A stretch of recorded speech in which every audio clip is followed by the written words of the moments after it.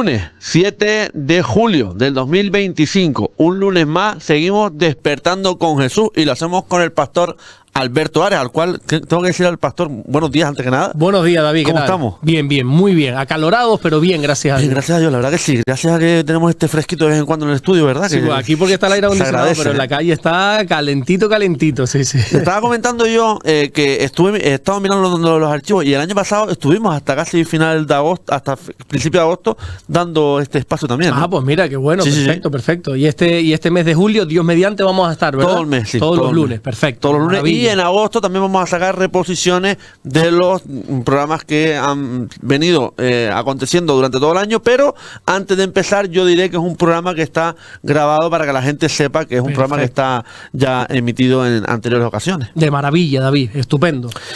¿La semana bien? La semana bien, ya te digo, con calor, pero yo creo que aquí en España todos estamos igual, acalorados, sí. Pero bien, gracias a Dios, no nos podemos quejar en absoluto, porque a veces cuando hace calor nos quejamos del calor, pero cuando viene el frío, ¿qué sucede? Nos quejamos del frío. Entonces, bueno, demos gracias al Señor que podemos disfrutar de este calor, y cuando venga el frío, demos gracias al Señor de que podemos disfrutar del frío también. Amén. Empecemos hablando, si le parece, pastor, del último culto aquí en Morrojable, 6 de la tarde, Puerto Rosario, 11 de la mañana, por favor. Perfecto. Pues bueno, ahí estuvimos compartiendo la palabra y estuvimos hablando sobre un tema muy interesante. Me basé en el versículo del Evangelio de Mateo, capítulo 4, versículo 17, cuando se nos muestra las primeras palabras de Jesús, en el ministerio de Jesús. Pero antes hice una introducción, y es que decía que entre las últimas palabras que nosotros encontramos en el Antiguo Testamento y las primeras que encontramos en el Nuevo Testamento, en nuestras Biblias lo que hay es una sola hoja, una hoja en blanco.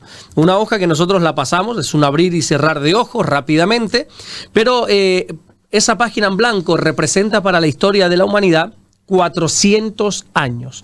Se conoce esa hoja en blanco o ese periodo como el periodo intertestamentario, entre los dos testamentos. Pero lo más sorprendente de estos 400 años fue que Dios guardó silencio.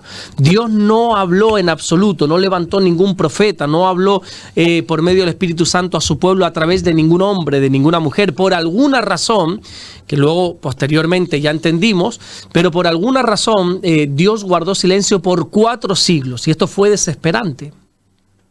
Resulta que en Malaquías capítulo 4 versículo 5 encontramos las últimas palabras de Dios en el Antiguo Testamento, cuando a través de este profeta llamado Malaquías dice que antes que enviase al Mesías, lo que iba a hacer Dios era enviar a un hombre similar a Elías, con el espíritu de Elías, que ya nosotros, gracias por el Nuevo Testamento, entendemos que es Juan el Bautista. Y entonces Malaquías habla de esta profecía, de ese tiempo en el que antes de que se enviase al Mesías iba a venir un hombre, iba a venir el profeta Elías, ¿verdad? Y nosotros entendemos que es Juan el Bautista, pero a partir de ese momento Dios guarda silencio. 400 años sin escuchar la voz de Dios. Y esto es algo trágico, porque yo no sé si tú has experimentado alguna vez el silencio de Dios. Yo le decía a la iglesia, bueno, es que una cosa es orar a Dios por algo en particular y que Dios te diga que no, pero otra cosa es que no te diga nada. O sea, yo prefiero que me diga un no, que me quede yo con las ganas de recibir algo, pero que me diga que no, pero por lo menos me ha hablado, por lo menos he escuchado su voz. Pero es desesperante, literalmente hablando, cuando Dios no te habla, cuando Dios guarda silencio. Entonces imagínate esta agonía de 4 siglos, de 400 años, un larguísimo periodo de tiempo donde Dios guarda silencio, no habla absolutamente a nadie, no dice absolutamente nada. Pero yo decía que había todavía algo peor que el silencio de Dios, que ese silencio prolongado de Dios de 4 siglos. ¿Y qué es? Que la vida continuó, que el ser humano pudo continuar con su vida.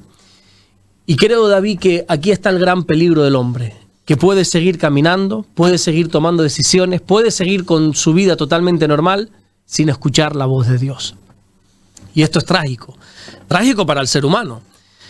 Hacía una lectura pues, totalmente superficial de esos 400 años. Veíamos cómo la vida siguió totalmente con normalidad, entre comillas. Imperios se siguieron levantando, imperios se siguieron destruyendo. Vemos cómo, gracias a la historia, la Biblia no habla de eso en profundidad, aunque sí habla del imperio griego. pero vemos como Alejandro Magno, este jovencito, se hizo y conquistó con todo el mundo conocido para aquel entonces, siendo muy jovencito, lo conquista. Él impone lo que nosotros conocemos como la cultura griega, el helenismo, ¿verdad? Por eso el Nuevo Testamento está en griego, porque era el idioma que se hablaba en aquel entonces. Este hombre, Alejandro Magno, murió tan jovencito que no tenía ni siquiera descendencia, no había un heredero. Y aquellos generales del ejército que le habían prometido fidelidad, una vez Alejandro Magno muere, se empiezan a batallar, empiezan a haber guerras civiles para ver quién se quedaba con el trono de este lugar, de este país, de esta zona. Y bueno, fue un desastre absoluto, así siguió de décadas e incluso siglos, ¿verdad? Mandando el imperio griego, hasta que los romanos entran en acción. Vemos un imperio que cae, el griego, se levanta otro que es el romano. De ahí que cuando Jesús naciera era Roma quien estaba gobernando, se había hecho no solamente con Israel, sino con todo aquel entorno, y vemos que la vida continuaba, ¿verdad? Hombres se levantaban, hombres caían, no había claridad de ningún tipo. Durante esos 400 años todo era oscuridad. Tú mirabas, por ejemplo, a lo social y solo veías guerras, ¿verdad? Ya te digo, los griegos con los romanos, entre los propios griegos, entre los propios romanos. La política era un total desastre, pero si mirabas a la religión creo que todavía era peor. Ya el judaísmo para aquel entonces como que se había... A ver cómo lo puedo decir para que lo entendamos, denigrado. Habían surgido sectas como los fariseos, los saduceos, los esenios, los celotes. O sea, se había degenerado por completo. Y tú dices, bueno, en lo social o político está hecho todo un desastre, en lo religioso todavía peor. Vamos a ver cómo está cada persona en su vida íntima, en lo personal. Bueno, pues las personas lo que estaban había un pueblo cansado, un pueblo hastiado, si me permites la expresión, un pueblo que poco a poco iba perdiendo la esperanza. Y todo esto es porque así es la vida del hombre cuando no escucha la voz de Dios. Una vida donde solo hay guerras, donde solo hay corrupción religiosa, donde solo hay falta de esperanza, donde poco a poco vamos decayendo, porque cuando la voz de Dios no es quien guía nuestra vida, todo es un caos en nuestra vida. Y vamos en una decadencia, vamos cuesta abajo y sin freno, se suele decir, ¿verdad? Y así es nuestra vida cuando no escuchamos la voz de Dios. Y entonces aquí me detenía y le hacía una pregunta a la iglesia, una pregunta de esas que no hace falta una respuesta, simplemente hay que meditar. Le decía, ¿qué voz estás escuchando tú? ¿Quién está guiando tu vida? ¿Quién es el que está dando órdenes en tu vida? ¿Es Dios? ¿Dios es quien te está hablando? ¿Es quien está direccionando tu caminar? Claro, porque hay mucha gente que, como al igual que estos 400 años, siguen su vida sin escuchar la voz de Dios. Y oye, yo te soy sincero, David, a priori, eso puede parecer atractivo. Llevar tu vida como a ti te dé la gana. Esta expresión quizá un tanto canaria, ¿verdad? Hago lo que me da la gana. Sí. Pudiera parecer atractivo, no tengo quien me mande, no tengo quien me gobierne, no tengo un rey que reine sobre mi vida, yo hago lo que me dé la gana. Bueno, eso es atractivo al principio. Hubo un tiempo, en el tiempo de los jueces, hay un libro muy bueno que se llama Los jueces en la Biblia, que el versículo principal y el más caótico era, en aquel tiempo no había rey en Israel y cada uno hacía lo que bien le daba la gana. Cuando no tenemos quien nos gobierne, quien nos diga, quien nos marque las directrices a seguir, hacemos lo que nos da la gana. Vuelvo y repito, eso parece atractivo, pero es un camino de perdición. Es un camino, cuando tú haces solo lo que quieres, solo lo que te da la gana. La Biblia dice a través del apóstol Pablo, cuando le escribe a los romanos, que el que hace las cosas de la carne, el que se deja guiar por la carne, por lo que quiere, por lo que le apetece, ese camino es muerte. Sin embargo, el ocuparse del espíritu es vida y es paz, dice Pablo. Entonces, qué bueno sería que cada uno de los que nos estén viendo, de los que nos estén escuchando en esta mañana, tarde o noche, cuando quieran que lo estén escuchando, se detengan y piensen una cosa: ¿quién está guiando nuestra vida? ¿Es Dios quien te está hablando y está guiando tu vida o eres tú mismo? Porque si somos nosotros mismos o el mundo, tenemos que detenernos y poder escuchar la voz de Dios.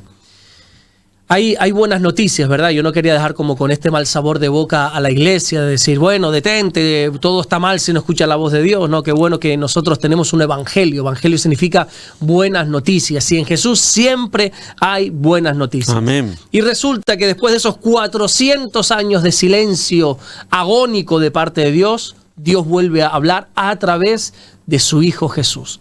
Jesús entra en escena. como había prometido Malaquías, antes de que el día del Señor venga, antes de que el Mesías venga, iba a enviar al profeta Elías. Así lo hizo con Juan el Bautista, que era esa voz que clama en el desierto y que iba a preparar el camino para el Señor. Juan entra en escena, prepara el camino para Jesús y Jesús entra.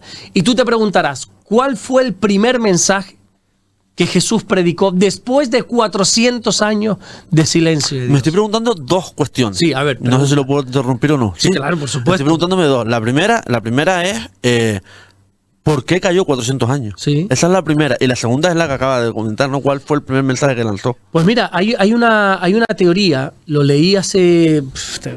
que no, creo que lo leí hace muchísimos años, 15 años por lo menos, un libro, si no recuerdo mal, se llama De regreso a casa, de Billy Graham, un evangelista que murió hace poquito, con 100 años, 99 exactamente, uno de los mayores evangelistas que ha tenido el siglo XXI, algo histórico lo que ha hecho este hombre. Se le conoce a Billy Graham como el pastor de los presidentes estadounidenses. Se reunió con los últimos 12 presidentes de los Estados Unidos.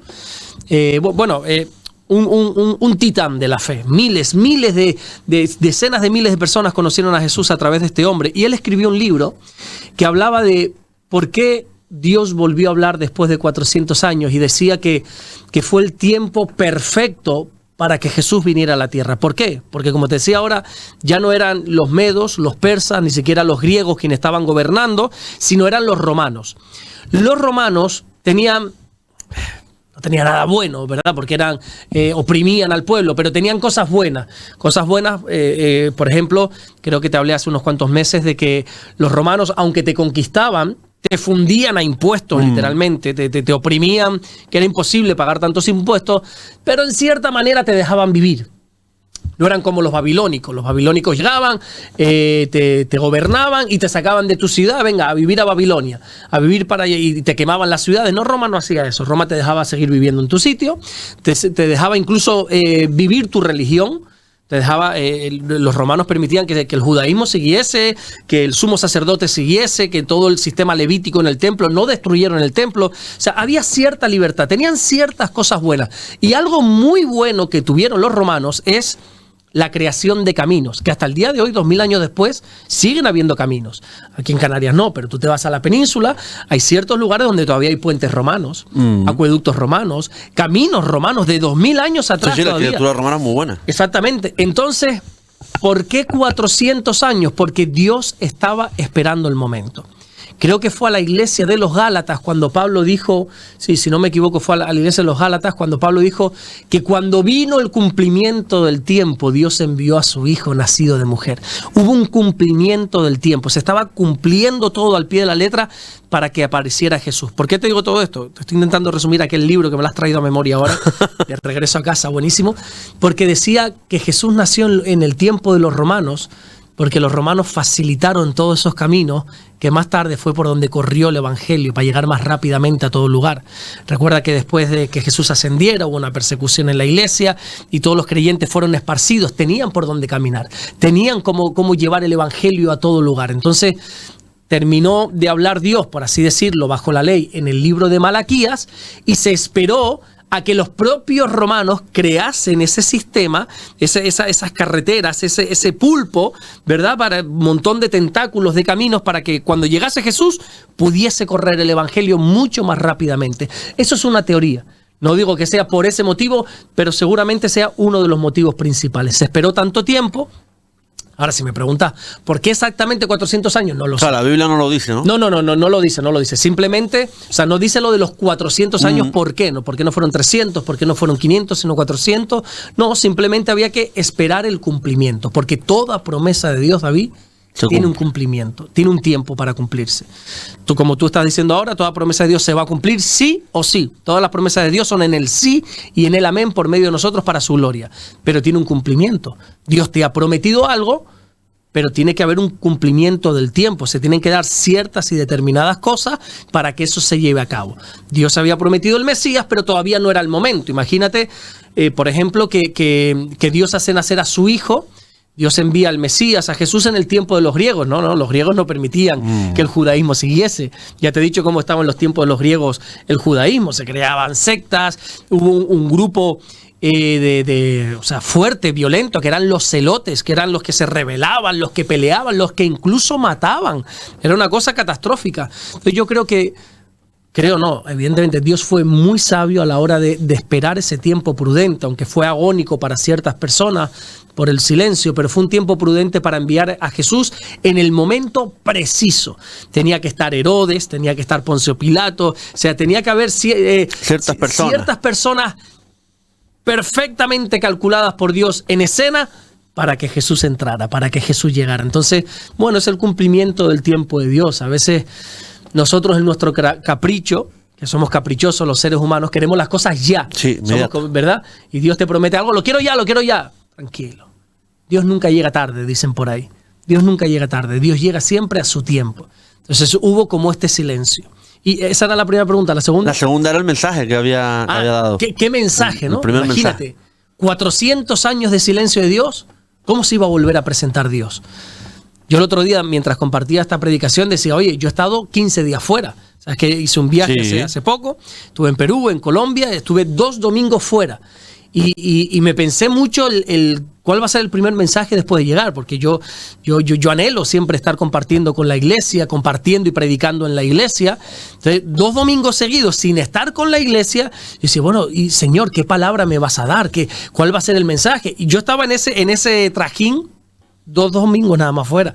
Imagínate Dios 400 años sin hablar. ¿Cómo se iba a presentar de nuevo al mundo? ¿Cuál crees tú que era el primer mensaje? La verdad es que es interesante esa pregunta, pastor, la verdad, porque 400 años callado, ¿y qué dice? ¿Y qué dice? ¿Cómo se vuelve a presentar? Porque toda la gente que estaba nunca había escuchado la voz de Dios, sino de oída. Mira que antiguamente Dios hablaba por medio de profetas. No, ya toda esa generación había muerto 400 años después. Resulta que cuando viene Jesús, lo primero que dijo en Mateo 4:17 es: arrepentíos porque el reino de los cielos se ha acercado. Ese fue el primer mensaje de Jesús.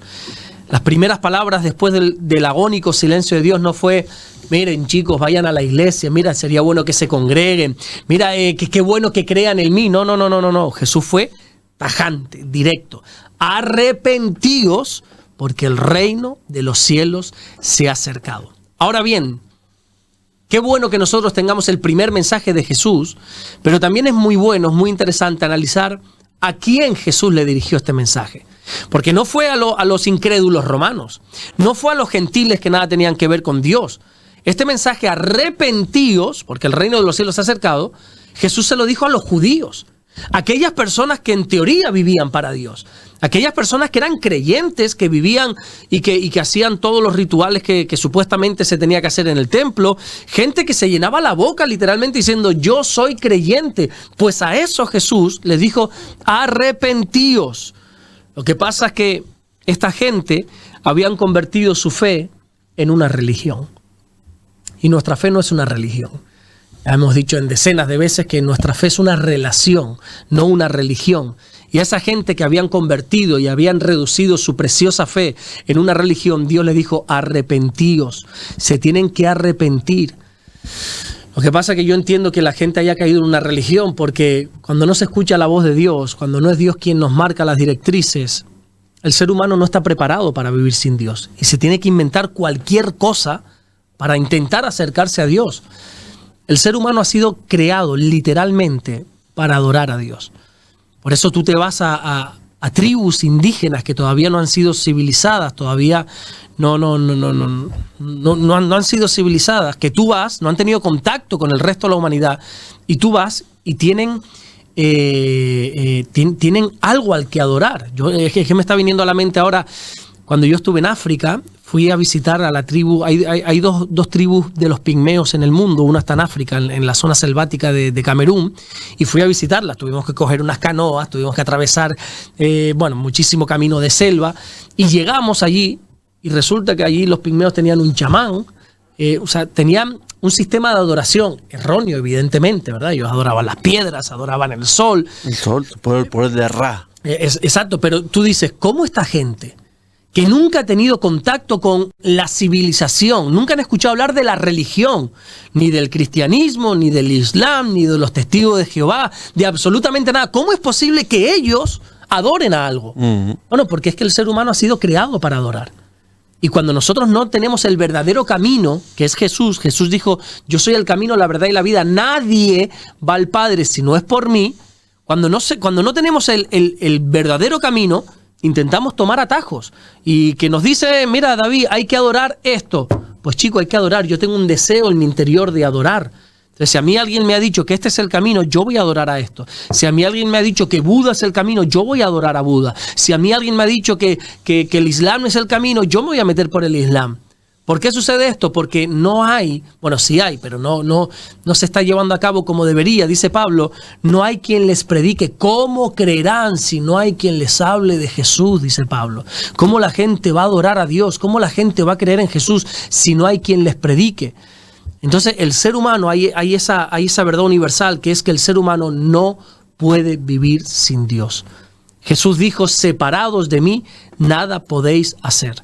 El ser humano ha sido creado para vivir bajo la sombra de Dios, bajo la sombra del Omnipotente. Y cuando nos alejamos de Dios, entonces nuestra vida continúa, tristemente, nuestra vida continúa, pero empezamos a creer en otras cosas, en otras religiones. Y entonces es lo que sucede cuando dijo el salmista en el Salmo 42, mi alma tiene sed de Dios. ¿Cuándo voy a venir y voy a presentar mi alma delante de Dios?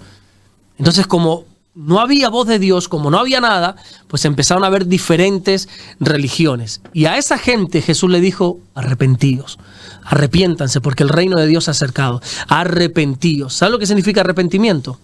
Pues uno que no es decir, no está conforme con lo que hizo más atrás y está que se quiere librar de la culpa, ¿no?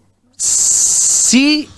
O sea, lo que tú has dicho está dentro del arrepentimiento, pero eso no es en sí el arrepentimiento. No, yo creo que el arrepentimiento, perdón que lo corte, pastor, es ingrato un poco, porque es decir, tú haces algo, ¿no? Sí. Y muchas veces, a lo mejor, no sé si estoy equivocado o no, pero muchas veces a lo mejor es a conciencia, es decir, después me arrepiento, si no sé. Muchas veces, por no decir todas. Por eso. Ya el tiempo de la ignorancia pasó. O igual que puedes decir, lo siento, a lo mejor me hace algo, lo siento, pero, cónchale, lo hiciste a propósito. Es decir, claro. Cónchale. Ya ahora mi mujer y yo le estamos enseñando a mi hija que con un lo siento no se arregla todo, porque ella ahora hace cualquier cosa y sabe que lo siento. Ah, bueno, está bien, te perdonamos. Tú siempre que pidas perdón se te va a perdonar, pero hay que pagar unas consecuencias, ¿verdad? Porque a veces pensamos que con un perdón, con un lo siento se arregla todo, sí. ¿no, señores? Entonces, arrepentimiento no es pedir perdón. Hay gente que dice, no, yo me arrepentí porque pedir perdón. Pero David, seamos honestos, ¿cuántas veces hemos pedido perdón y hemos vuelto a hacer las cosas? O sea, que arrepentimiento no es pedir perdón. El arrepentimiento puede ser que empiece cuando pidamos perdón. Si no pedimos perdón o no le decimos a la persona que hemos fallado, o a Dios sobre todo, que hemos pecado contra Él, me arrepiento, te pido perdón, lo siento, pues mal andamos, pero no se basa solamente en eso. Algunos dicen que arrepentirse es llorar. Y lo ven llorar, ay, mira, se arrepintió porque lloró. No. Arrepentimiento literalmente es cambiar. Significa cambiar nuestra mentalidad. Cambiar, dar un giro de 180 grados. Antes íbamos por aquí, hemos entendido que está mal y ahora hemos dado 180 grados de vuelta y estamos caminando en dirección opuesta. Arrepentimiento es cambiar. Así que Jesús le dijo a todos estos religiosos, cambien, arrepiéntanse porque el reino de los cielos se ha acercado. Y yo quería hacer ver a la gente, porque desgraciadamente el arrepentimiento hoy se ha visto como algo malo. De hecho, hay una frase famosa que ahora todos los muchachitos la postean por las redes sociales. No te arrepientas de nada, ¿no? No sé, hay que arrepentirse de muchas cosas. Y la gente piensa que arrepentirse es malo. ¿De por qué me tengo que arrepentir? Y me arrepiento porque lo vemos como que el arrepentimiento me va a privar de cosas buenas. No, todo lo contrario. Cuando tú te arrepientes es para poder tener vida eterna. La Biblia dice que Dios quiere que todos procedamos al arrepentimiento para que ninguno nos perdamos. El arrepentimiento lo que hace es abrirnos las puertas de par en par a la salvación. Eso es lo único que trae el arrepentimiento. Dios le dijo a todos aquellos religiosos, arrepentíos, para que se abra delante de vosotros el reino de Dios. El reino de Dios se ha acercado. Y si se ha acercado, tú tienes que hacer algo para poder entrar en el reino de Dios. Y aquí si quieres, por falta de tiempo tampoco quiero alargarme mucho. No. Pero ¿qué es el reino de Dios? Porque podemos hablar mucho, hemos visto que es el primer mensaje de Dios después de 400 años. Bueno, el reino de Dios, para resumir, es un reino espiritual donde Jesús es el rey. Ahora mismo, si no me equivoco, hay 43 monarquías en el mundo activas. Hay 43 reyes. Entre ellos, España es una monarquía. España tiene un rey, que es el rey Felipe. Y bueno, hay muchos otros reyes, 43 reyes, pero en el reino de Dios, el rey es Jesús, y dice Apocalipsis que Jesús es el rey de reyes y señor de señores. Jesús no es como Felipe, podríamos decir. Felipe es un rey, y toda su honra, todo lo que tú quieras hacia esa persona, pero sobre ese rey hay otro rey que manda, que es Jesús. Jesús es el rey de reyes y señor de señores. Y como curiosidad te diré, ¿quién es el rey de Jerusalén? ¿Sabes quién otorga este título, el rey de Jerusalén? No. El rey de España. ¿Ah, sí? Sí, el rey de España es el rey de Jerusalén.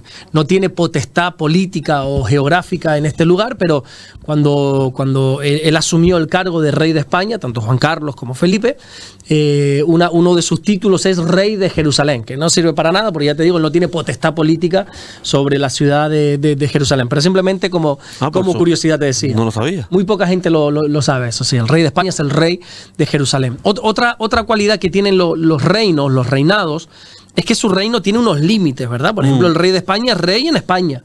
Él va a Francia, él va a Portugal o va donde quiera que sea, y no es el rey de ese lugar, es rey de España. Sin embargo, el reino de Dios no tiene límites. El reino de Dios no tiene fronteras, porque es espiritual. Mi reino no es de este mundo, dijo Jesús. Por lo tanto, no es físico, no tiene fronteras. Luego hablaba de cómo Jesús se encargó de predicar mucho el reino de Dios. Su primer mensaje fue ese, su último mensaje antes de ascender fue ese. Los apóstoles también centraron su enseñanza sobre el reino de Dios. Y entonces ya llega a una conclusión de decir, oye, ¿y entonces por qué tanto Jesús como los apóstoles, Dios después de 400 años, por qué todos centraron su mensaje en el reino de Dios? ¿Por qué? Porque el reino de Dios ha de ser nuestra prioridad. Esa es la máxima conclusión. El reino de Dios ha de ser nuestra prioridad. Así lo enseñó Jesús en Mateo 6:33, cuando dijo, mas buscad primeramente el reino de Dios y su justicia, y todas las demás cosas vendrán por añadidura. Tenemos que buscar el reino de Dios como primera opción, ¿no? Nosotros no somos cristianos los domingos por la tarde o los lunes por la mañana cuando emites este programa. El reino de Dios es nuestra prioridad. Y tiene que ser nuestra prioridad. Y si quieres aquí lo dejo, porque ya decirte todo lo demás ya se nos alargaría demasiado, y qué bueno sería que podamos tener un tiempito de preguntas. Pero en otra ocasión te digo cómo terminó esta prédica. Bueno, pastor, ¿qué papel juega el Espíritu Santo en la interpretación en la Biblia? Bueno, vamos a cambiar de chip, porque estaba con la mente en la prédica. La prédica. Bueno, ¿qué papel juega el Espíritu Santo en la interpretación, en poder interpretar la Biblia? Bueno, un papel fundamental. De hecho, Jesús mismo dijo que el Espíritu Santo es quien nos va a guiar, quien nos va a direccionar, quien nos va a empujar hacia toda verdad. Yo digo que sin el Espíritu Santo, sin una revelación del Espíritu Santo, es imposible entender la Biblia. En otras ocasiones creo que te he dicho que hay partes complicadas de la Biblia. Por ejemplo, el libro de Daniel, hay ciertas partes que si no eres una persona que estudiada en la Biblia, estudiosa, eres una persona dedicada al estudio de la Biblia, hay partes que no vas a entender. Apocalipsis tampoco es muy fácil de entender. Luego hay otros libros, otras partes de la Biblia que no son muy fáciles de entender, pero luego hay otras que son clarísimas. O sea, que dice blanco y es blanco, negro y es negro, azul y es azul. O sea, hay cosas que es ABC, que hasta un niño lo entendería. Entonces yo digo, ¿cómo es posible que haya gente que lea la Biblia y no la entienda? Entonces, he llegado a esa conclusión, que es el Espíritu Santo quien tiene que revelar. La Biblia está como opacada, la Biblia está tapada. Hay un entendimiento que está cegado, dice la Biblia. Hay como, espiritualmente hablando, ¿no?, como unas escamas que la gente que no tiene al Espíritu de Dios tiene en sus ojos.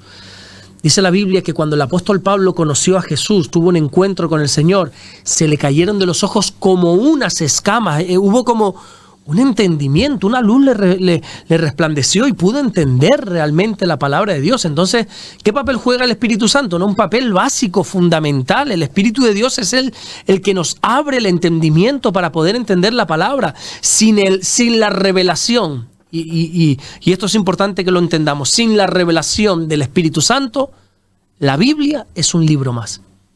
Es un libro, como me dijo una persona hace años, es un cuento de hadas. para ti que no tienes al Espíritu Santo.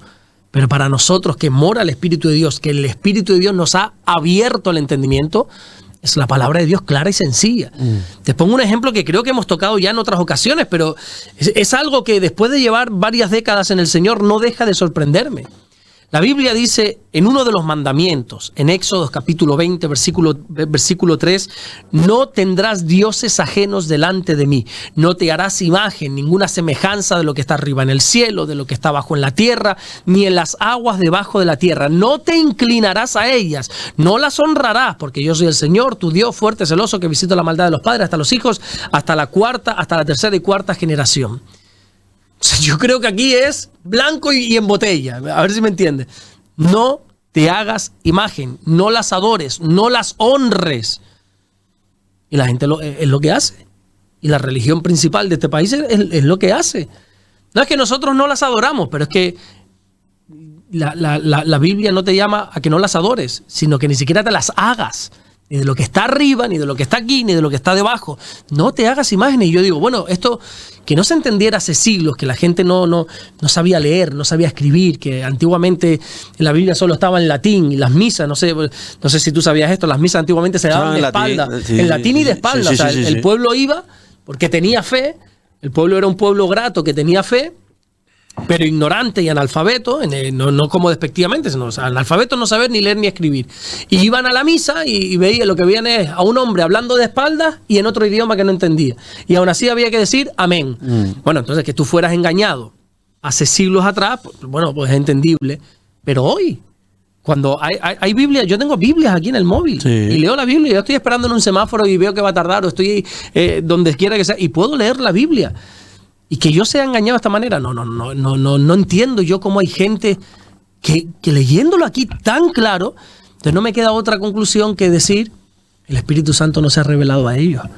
Y leen esto como quien yo leyera chino, o leyera japonés, o leyera, vete tú a saber qué cosa, porque ahí lo dice claro, no tendrás dioses ajenos delante de mí, no te harás imagen, ninguna semejanza a lo que está arriba, ni abajo, ni en las aguas, no te inclinarás, no las honrarás. Y la gente lo hace. Yo digo, pero si está ahí, bueno, porque el Espíritu Santo no le ha revelado esa escritura a la persona. Amén. Pastor, ¿cuál es la diferencia entre el bautismo en agua y el bautismo en Espíritu Santo? Bueno, una buena pregunta. Que el bautismo en agua es una decisión que la persona hace siempre de adulto, con raciocinio. En la Biblia no registra ni un solo bautismo a un bebé, ni un solo bautismo a un niño. ¿Y es cuando se suele hacer?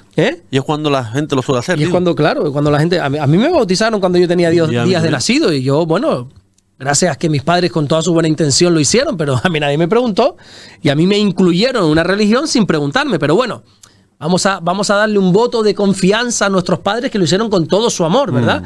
Igual que yo estoy educando a mi hija en la fe cristiana porque es lo que yo considero y en lo que yo creo, y yo soy radical en esto, no hay otro camino, no hay otra verdad que es salvo Jesús. Y eso lo estoy enseñando a mi hija.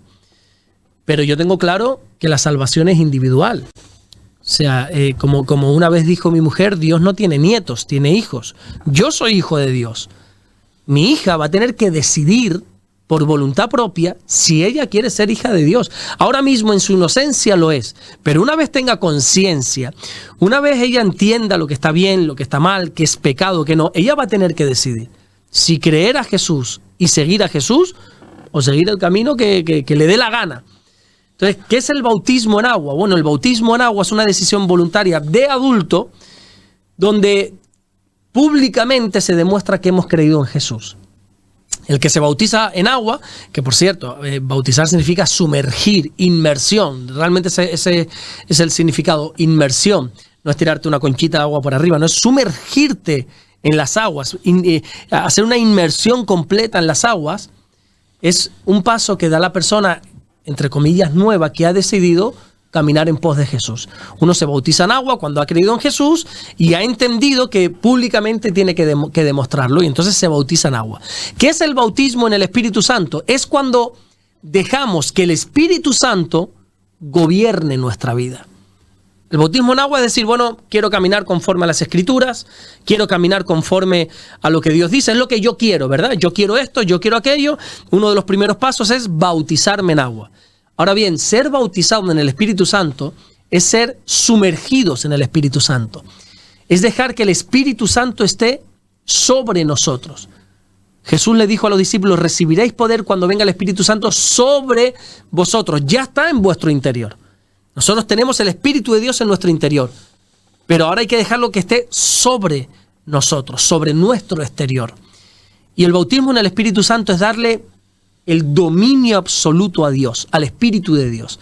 Es lo que el apóstol Pablo llegó a decir, que es una frase que se dice con tanta ligereza. Yo le tengo tanto respeto a esa frase que dice, ya no vivo yo, ahora vive Cristo en mí. Ahora es Dios, el Espíritu de Dios, quien ha cogido las riendas de mi vida y es quien dice, por aquí sí, por aquí no. Y yo quiero ir por aquí, pero ahora es el Espíritu de Dios quien me dice, no, por aquí. Bautizar en el Espíritu Santo es dejar al Espíritu de Dios el control absoluto de nuestra vida. Amén. Pastor, otra de las preguntas es, ¿cómo se puede cultivar una relación más profunda con el Espíritu Santo? Estuve en un congreso cristiano hace años atrás, te estoy hablando hace como 15 años, me parezco a los abuelitos, hace 15 años, que siempre me llamó la atención lo que escuché ahí. Había un pastor muy reconocido, pastor que la verdad que Dios usa, pero tremendamente, y al final de una predicación que soltó ese hombre bárbaro, impresionante, los pelos de punta, yo estaba ahí absorbiendo esa predicación increíble, pero algo me chocó al final, porque él hizo como un llamado a todos y decían, bueno, quien quiera tener lo que yo tengo con el Espíritu de Dios, nosotros lo denominamos, o la Biblia lo denomina la unción de Dios, quien quiera tener la unción de Dios, que pase aquí al frente. Yo dije, no, así no se cultiva una relación con el Espíritu Santo, bajo mi entender. Yo creo que no es simplemente, tú lo quieres, toma. No. Yo creo que para cultivar una sana relación con el Espíritu Santo, lo primero que tenemos que hacer es querer, es desearlo.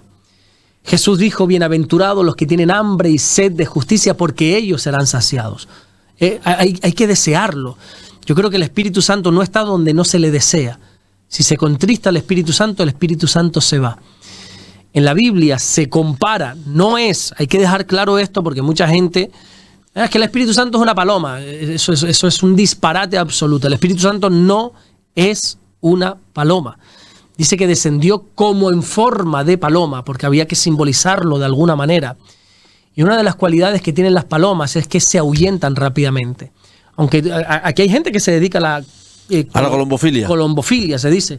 A veces, ¿verdad? Yo he visto... Sí. Donde aquí en Morrojable está el cementerio, he visto muchas veces ahí a camión, grupo colombófilo. Exactamente, soltando palomas. Hay gente que se dedica a las palomas y las palomas tienen una característica, con que tú seas el dueño de la paloma, se puede llegar a fiar de ti, entre comillas, pero la paloma se ahuyenta fácilmente. Tú haces así, la paloma, aunque seas tú el dueño, se va.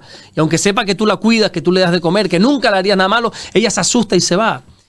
Yo creo que ese es uno de los motivos por el cual se ha representado al Espíritu Santo como una paloma. La Biblia incluso dice, no contristes al Espíritu Santo. Y a veces nosotros, para cultivar una relación con el Espíritu Santo, no debemos contristarla, no debemos pecar. Y nosotros tenemos que tener comunión con el Espíritu Santo, obedeciendo todo lo que la palabra de Dios nos dice. Y así se cultiva una relación con Él, ¿verdad? Y no entristecerlo. El pecado entristece al Espíritu Santo. La Biblia dice que el Espíritu de Dios nos anhela literalmente, celosamente, pero lo entristecemos, lo vamos apagando poco a poco. No apaguéis el Espíritu, dijo Pablo. Lo vamos apagando poco a poco a través del pecado. Entonces, ¿quieres tener una relación hermosa, sana, buena, bonita con el Espíritu Santo? No lo contristes. Primero, desea tener ese celo, como en el sentido de un celo santo, de cela esa relación con el Espíritu Santo, y luego obedece lo que la palabra de Dios dice, y sobre todo no peques. Cuida tu vida de no pecar, cuida tu vida en santidad. Pastor, ¿por qué orar si Dios lo sabe todo? Bueno, una buena pregunta. ¿Por qué orar si Dios lo sabe todo? Primeramente, vamos a basarnos en por qué oramos, porque así Jesús nos lo dijo. Nosotros tenemos que orar.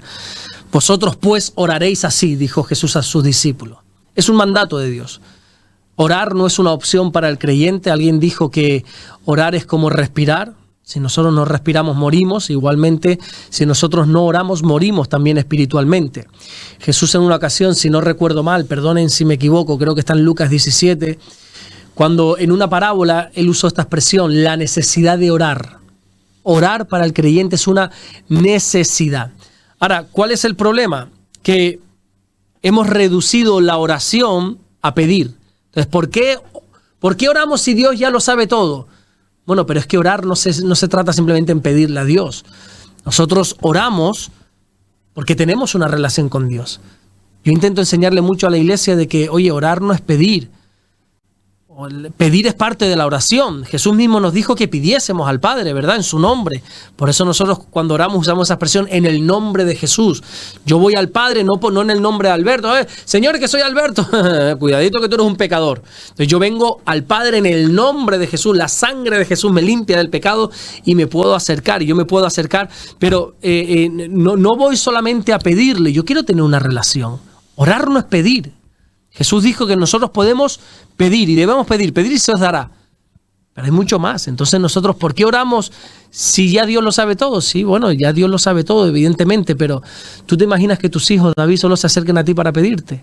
Qué triste, ¿no? Qué triste, sí. Muchos hijos solo se acercan para pedir, pero bueno, que ni siquiera te digan un hola.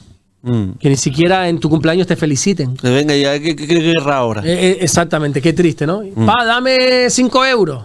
Pa, dame... Bueno, hay edades y edades. Hay edades de los chiquillos donde solo piden. Pero eso no es una relación. No. Una relación es, oye, pa, ¿cómo estás? Y tú le preguntas, ¿el bien? ¿Y tú? ¿Qué has hecho en clase? Mira, ¿y tú qué tal te fue en la radio hoy, pa? Y una relación. Y no te ha pedido nada, pero han estado dialogando. Han estado hablando. Compartiendo, sí. Exactamente. Entonces, la oración es eso, hablar con Dios. Y Él lo sabe todo, sí, pero vamos a sentar y hablar. Explícale. El Señor ya sabe todo antes que se lo pidamos, dijo Jesús. Él lo conoce absolutamente todo. Sin embargo, le gusta que le pidamos. ¿Por qué? Porque quiere tener una relación con nosotros. A veces mi hija me viene a contar algo que yo ya sé, pero yo no la interrumpo. A ver, no me cuentes eso que yo ya lo sé. No, a mí me gusta que mi hija se acerque y hable conmigo y me diga y me cuente y me abra su corazón y me empiece a comentar cosas. Porque qué bonito es eso, ¿verdad? Y cultivamos esa relación y así es con Dios. Dios quiere que lo conozcamos y eso solo lo vamos a lograr por medio de la oración. ¿Nos quedan 5 minutos? Aunque sea. No, nos quedan 2:18. Me puedo explayar aquí en esa respuesta. Sí. En uno de los cultos de Perú hice una ilustración muy bonita acerca de esto de la oración y dije que Dios compara nuestra relación con Él como con un noviazgo. No sé si tú sabías esto. No. La Biblia lo ha comentado en alguna ocasión aquí. La Biblia compara nuestra relación con Dios como con un noviazgo. Jesús es el novio y la iglesia es la novia, ¿verdad? Y nosotros ahora mismo estamos en un periodo de novios, nos hemos comprometido con Jesús, ¿verdad? Y un día vamos a celebrar lo que se conoce como las bodas del Cordero. Vamos a estar de bodas, ¿verdad? Y arriba, cuando nosotros seamos alzados y estemos ya en la eternidad, vamos a tener las bodas del Cordero. Nos vamos a casar, ya vamos a tener intimidad con Dios, ¿verdad? Claro, esto lo que yo voy a decir ahora quizá no es entendible en el siglo XXI porque es un mensaje un poco retrógrada para algunos, pero es una verdad bíblica. La Biblia enseña que los novios se tienen que cuidar sexualmente. Me explico.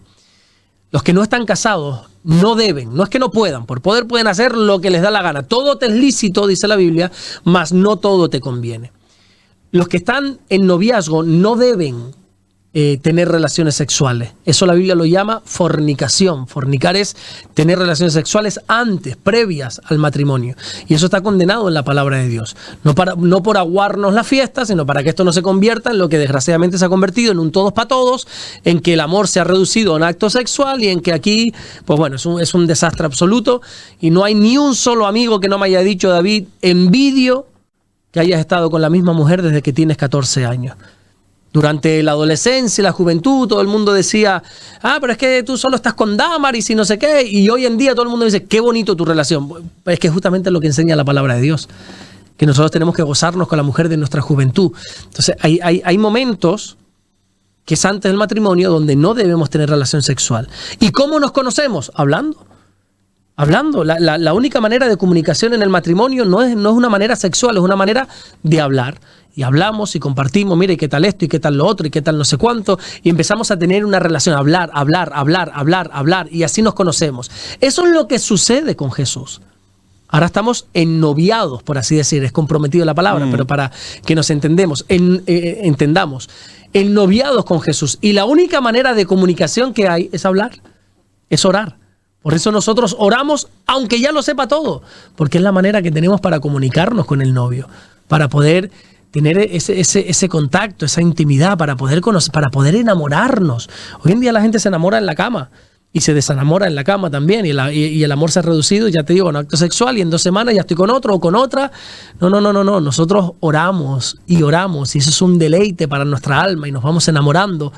Porque cuando hablamos y Él nos habla, porque qué bueno que no estamos en esos 400 años de silencio, total. Cuando hablamos y Él nos habla, nuestra alma se deleita. Y entonces nos gozamos, y entonces, bueno, pues podemos disfrutar de esa relación, y ya llegará el momento, acuérdate que es una ilustración, no es que Jesús claro, es nuestro novio, pero llegará un momento que podamos tener esa unidad total que es arriba en el cielo, donde vamos a pasar toda la eternidad con Él. Pastor, otra de las preguntas es: ¿qué pasa cuando un cristiano cae en pecado? ¿Qué ocurre? Bueno, ¿qué pasa cuando un cristiano cae en pecado? Bueno, aclarar, ahora te respondo a esto, pero aclarar que pecar y practicar el pecado no es lo mismo. La Biblia enseña que todos somos pecadores. Absolutamente todos. Aún los creyentes somos pecadores. Lo que pasa es que nosotros hemos sido limpiados por la sangre de Jesús. Hemos sido santificados por el Señor. Pero nosotros no somos santos ni mucho menos. Hemos sido santificados por la sangre del Señor. Ahora bien, podemos pecar, pero otra cosa es practicar el pecado. Practicar el pecado es cuando ya te da lo mismo 8 que 80, sabiendo lo que dice la palabra de Dios, y venga una vez y venga otra vez, y ya es tu estilo de vida el pecado. Eso es un punto y aparte. Lo que ocurre cuando un cristiano cae en pecado va a depender de lo que haga después de ese pecado. Me explico. El pecado no va a romper nuestra relación con Dios de padre a hijo. Nosotros seguimos siendo hijos aunque pequemos. Eso lo vemos en la historia en la parábola del hijo pródigo. El hijo pródigo pecó contra el padre, se comportó de la peor manera, se gastó todas las bendiciones, toda la herencia en fiestas, en prostitutas, dice la Biblia. Hizo todo lo que un creyente no debe hacer. Y cuando peor se vio, por esa es otra, es cuando regresó al padre. Y el padre no lo desechó. El padre, él vino con la mentalidad: mira, ya no soy digno de ser llamado tu hijo, hazme como uno de tus jornaleros. Y el padre le dijo: no, tú eres mi hijo. El pecado no ha arruinado nuestra relación de padre a hijo. Ahora sí, el pecado lo que interrumpe es la comunión. Eso sí es verdad. Isaías, no recuerdo ahora el texto, creo que es Isaías 59:3 o Isaías 59:2, creo que es, cuando dice que el pecado es como un muro que se levanta, que hace que Dios no pueda escuchar nuestras oraciones. Hace que Dios oculte, dice literalmente ese versículo, oculte su rostro para no oír. Eso es lo que hace el pecado. Por eso lo primero que tenemos que hacer cuando pecamos es arrepentirnos. Tenemos que arrepentirnos de nuestros pecados. La Biblia dice que si nosotros nos arrepentimos, que si nosotros confesamos nuestros pecados, Dios es fiel y justo para perdonarnos de nuestros pecados y limpiarnos de toda maldad. Dios está deseoso de perdonarnos. Si nos arrepentimos, Dios nos perdona de cualquier pecado, David. Cualquier pecado. Si uno se arrepiente, Dios le perdona.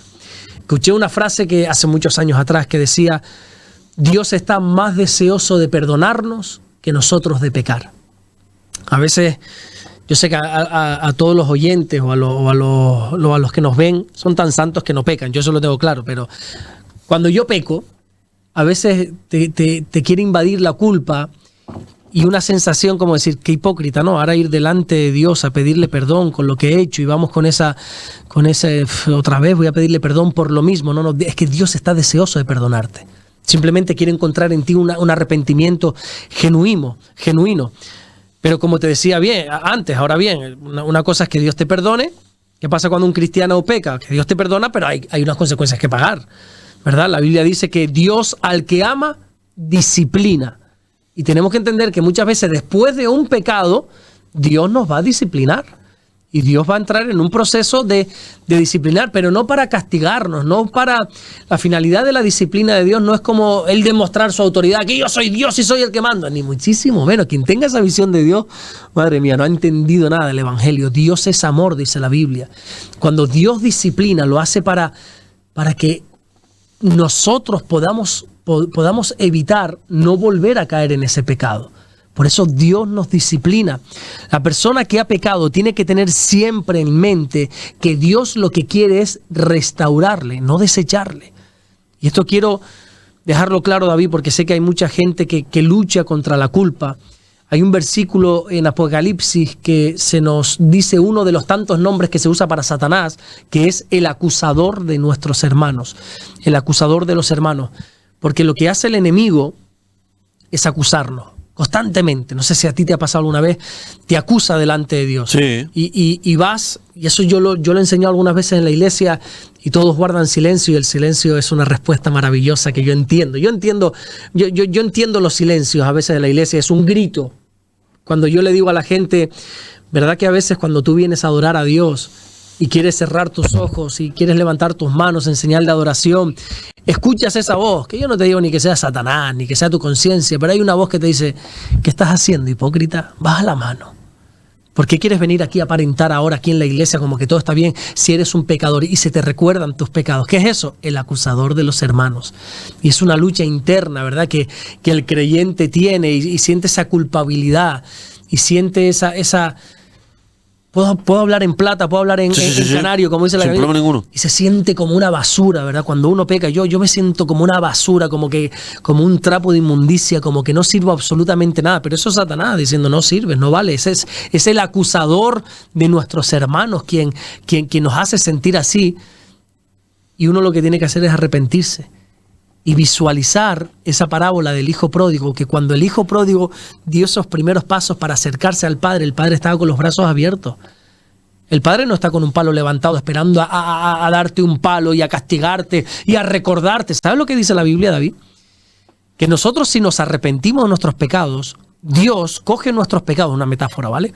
Coge nuestros pecados y lo tira a lo profundo del mar, para no escuchar, para no recordarlo más. Dios tiene la capacidad de olvidar, nosotros no, Dios sí.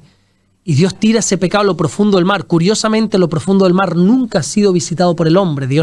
El hombre no tiene la capacidad, no la tenemos todavía de visitar lo más profundo del océano. Ahí metafóricamente están nuestros pecados, como diciendo, si ya Dios te ha perdonado, ya que el hombre diga lo que diga. Si Dios te ha perdonado, ya está perfecto. Entonces, ¿qué sucede después del pecado? Lo que tú quieras. Puedes sentirte un miserable toda la vida, puedes sentirte condenado toda la vida, puedes sentirte culpable toda la vida, o por el contrario, puedes entrar en un proceso de arrepentimiento, de restauración, y Dios te va a levantar. ¿Tú te acuerdas cuando Pedro peca? Por cierto, un pecado anunciado. Sí. Dios le dijo, Pedro, antes de que cante el gallo esta noche, ¿me vas a negar cuántas veces? 3. 3 veces. No una, no 2, 3 veces. Y Pedro, venga, Señor, por favor, si fuera necesario, yo moriría contigo. Pedro, que eres un bocachancla, diríamos aquí, sí, ¿verdad? Pedro, que te pierde la boca, que no tiene filtro entre la mente y la boca y dice siempre lo que se te viene a la mente. Y me vas a negar, y lo niega. Y dice la Biblia que Pedro lloró amargamente. Eso es lo que produce el pecado en nosotros, llorar amargamente. Nos sentimos tristes, nos sentimos miserables, como decía antes, perdón por la expresión, nos sentimos como una basura. ¿Qué hace Pedro? Pedro no quiere volver a acercarse a Jesús. Siente tanta culpabilidad que regresa al lugar de donde Dios lo sacó. Regresa nuevamente al lugar donde Dios le llamó. Por eso se va nuevamente a pescar. Recuerda que cuando Jesús lo llamó por primera vez, lo sacó de la pesca, le dijo, desde ahora serás pescador de hombres. Siempre has sido un pescador de peces, a partir de ahora serás un pescador de hombres. Y Pedro dejó todas las redes, dejó sus barcos y siguió a Jesús. Ahora que ha vuelto a pecar otra vez, regresa a su antigua manera de vivir, porque eso es lo que quiere el pecado. Que volvamos otra vez, como dice la Biblia, que seamos como los cerdos que vuelven otra vez al lodo, que seamos como los perros que vuelven otra vez al vómito. Y entonces Pedro, con una culpabilidad encima, una condenación terrible encima, regresa a su antigua manera de vivir. ¿Y qué hace Jesús? Va hacia donde está Pedro y le llama. Y tiene aquella famosa y preciosa conversación de, Pedro, ¿tú me amas? Y le dice, sí, Señor, tú sabes que te amo. Y así 3 veces se lo preguntas, Pedro, ¿tú me amas? Sí, pues pastorea mis ovejas, cuida de mi rebaño. Eres tú el que te has apartado, yo no te he apartado, le dice Jesús. Yo sigo confiando en ti. Tú todavía eres Pedro, ese hombre sobre el cual esa declaración que tú dijiste, yo voy a edificar mi iglesia, yo sigo confiando en ti, tú ya no confías en ti, pero si tú te arrepientes, tú vas a volver a estar en el mismo sitio. Cuando uno se arrepiente después de un pecado, Dios vuelve a colocarte en el mismo lugar. Hay un proceso de restauración, pero volvemos a estar en el mismo lugar. Pero para terminar, para no extenderme mucho con esta pregunta, pero creo que como hay mucha gente luchando con la culpa, con la condenación, es importante también entender que la iglesia tiene un papel fundamental en la vida de una persona que ha pecado. desgraciadamente, aún los cristianos tenemos este dedo muy ligero.